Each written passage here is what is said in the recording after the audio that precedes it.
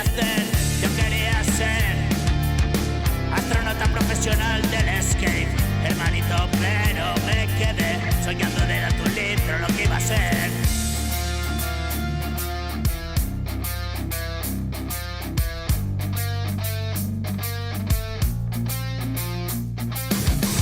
Era tan real al parecer, la matriz me decía que vas a ver detrás de un día en el siguiente, dentro de una imaginación inconsciente, astronauta no en la luna sí, una estrella no, personaje sí, mi película muda en el sí.